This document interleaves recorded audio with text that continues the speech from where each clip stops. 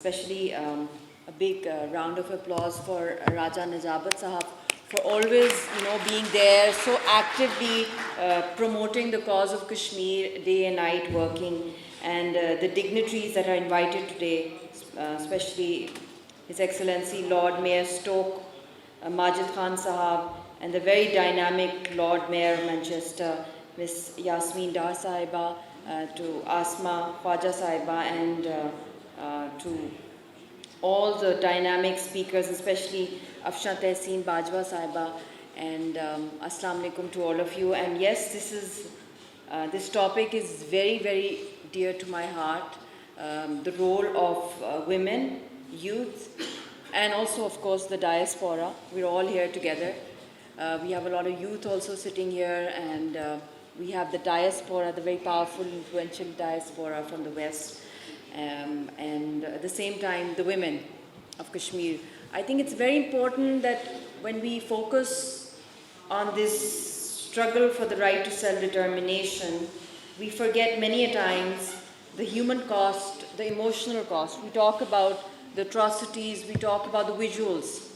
We talk about, when we talk about the current, the way Ms. Afshan Tehseen Sahiba was mentioning about the footages that we are receiving of victims of Gaza. It's like probably the only war zone in the world, or a battle that we are seeing live screening happening, that this is happening with children, with babies, with women, and carpet bombing, and hospitals being bulldozed, destroyed, and journalists being targeted, and a lot of activists being arrested. So I think in a way the world kind of now has a live movie going on of what is happening there, and the level of genocide and atrocities being committed. But at the same time, you have a similar case in South Asia, which is the Indian illegally occupied Jammu and Kashmir. And when you compare it geographically, the area, it is like Gaza is just 1/3 of Islamabad. So the escalation, the level of atrocities, the level of violence, and the level of suppression of the news not to get out, it is just so high, the damage of human rights violations, that we cannot even define the kind of new atrocities that India has introduced, be it human shields, be it hanging dead bodies against these trees, and not being allowed to bury your loved ones. You are not given any legal assistance.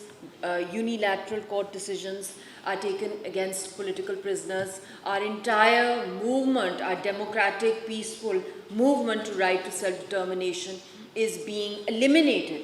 It's completely, being vanished, being banned. Recently, another political party of Kashmiris was banned there.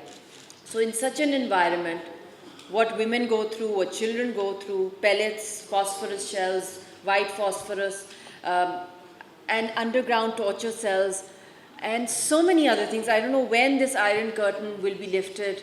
Maybe we will be alive or not, but when historians will write about the atrocities and the violence and the human rights abuse taking place in Kashmir, I think it will have crossed any atrocities in living history. And we are combating one of the highest occupation forces in the world in a completely unarmed and defenseless manner. And when we speak about being defenseless, we don't even have stones. Like, you have now Hamas over there combating, or when we talk about condemnations, or the world speaks up that no, it should only be talking about the peaceful civilians and their rights. But when civilians' democratic voices are silenced, and they're not brought to the table, and issues are not resolved as per international law, humanitarian law, Geneva Conventions, UN resolutions, then what should the world do? I mean, what should the people of that land do? So these horrors of Hamas and Israel conflict, and the impacts it will not just have on that region, but globally. I see a lot of private militant organizations emerging in the world in this current scenario, because democratic voices were not heard, and any form of peaceful dialogues that took place be it the Israel-Palestine Peace Pact or between India and Pakistan on Kashmir. Why did they all fail? I mean, over 50 years we gave to India-Pak dialogue, bilateralism, and I think I've mentioned it many times that the shelf life has expired of peace talks with India, any sort of peace talks, because each time they dish or some false flag operation happens and the blame game starts. So all these efforts go in vain, especially right now, the critical point where we are in the struggle for the right to self-determination is that all the leadership, the first tier, second tier and third tier leadership, they're all in various jails of India. They're being tortured. Many of them are being poisoned. Ashraf Sarai Saab was a Hurriyat leader. We lost him. He was poisoned in Jammu jail. Gilani Saab's died during incarceration. Till date, nobody can go to his grave.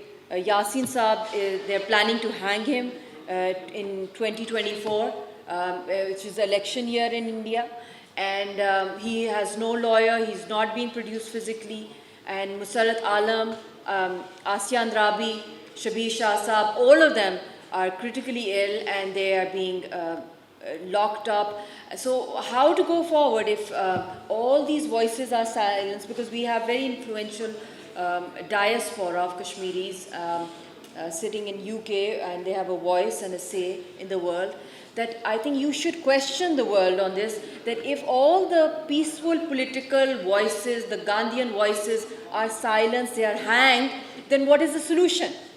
The solution is then you are encouraging armed struggle, violent struggle, and when that starts, when Kashmiri people start becoming suicide bombers, when they have no option, then the world will wake up and then it will be too late. Because it is not just going to impact Kashmiri, it is going to have a global impact. That violence is the only way forward to resolve conflicts in the world. And can we afford that? Globally, as sane global citizens, we have defense experts like Ms. Asma. She can give a broader description of the gravity of the situation. But even as a layman, that, can we afford, in a world of so-called slogans of globalization, global peace, global economies, global securities, and there you have a nuclear flashpoint between India, Pakistan and China and all peaceful stakeholders that have to come and sit on the table to resolve the issue, they are being eliminated or that seat is empty. So I think it's very important that we as the diaspora and also people within AJK, people of Indian illegally occupied Jammu and Kashmir, we really need to now start working on a strategy. Not incident-based, not reactive. We should at least have a comprehensive, detailed policy of how to internationalize the Kashmir issue with the help of the diaspora and try to take it to global corridors and try to engage them on their interests, where they can be engaged. And a lot of countries are investing in India, but we are seeing the recent statement coming from China was that, their multinational companies are not safe there because they're picking them up, because the Hindutva narrative is growing. They are not tolerating Dalits, they're not tolerating Muslims, Buddhists, they're not tolerating Sikhs. Kashmiri is not at all unacceptable. So how would they accept foreigners? So all these investments that are going on and this saffronization and RSS network of transnational terrorism globally, I think this is something where you can really help us, the international diaspora, to relate RSS, transnational terrorism with the global peace and security dynamics. So thank you once again.